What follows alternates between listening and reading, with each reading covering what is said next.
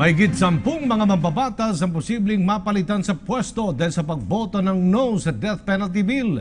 Kabilang dito si dating Pangulo at ngayon Pampanga Representative Gloria Macapagal Arroyo. Si Jervis Manahan sa detalye. Tutuparin daw ni House Speaker Pantaleon Alvarez ang kanyang unang sinabi. Napapalitan ang mga House leaders na bumoto laban sa death penalty. Pero hindi naman daw siya ang mamimili dahil ipinauubayan na raw niya ito kay Majority Leader Rodolfo Fariñas. Siya yung majority leader natin. No? So any policy na gusto nating ipa-implement, dapat idaan natin sa kanya. Isa sa mga tatamaan nito si Deputy Speaker Gloria Macapagal Arroyo na isa sa mga kaalyado ni Pangulong Duterte.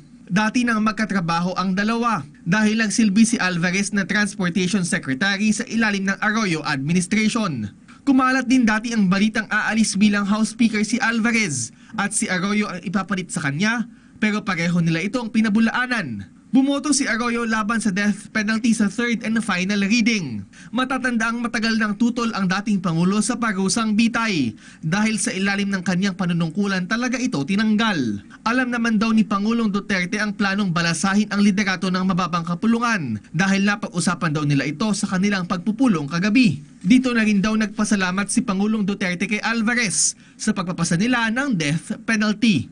Sabi niya, ikaw bahala. Ayaw naman nila makialam dito. Alam ko niya yung kay Congresswoman Arroyo. Lahat alam.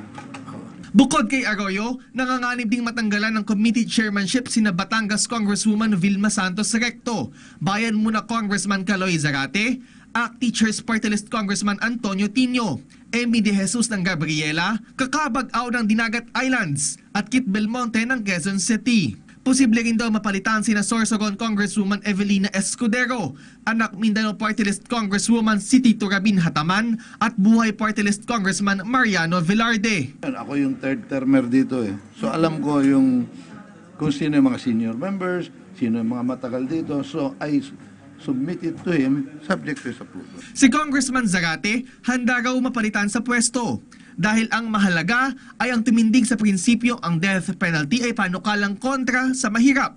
Hindi natin pwedeng maikompromisa ang ating prinsipyo dahil lamang sa posisyon na ating hinahawakan ngayon. No?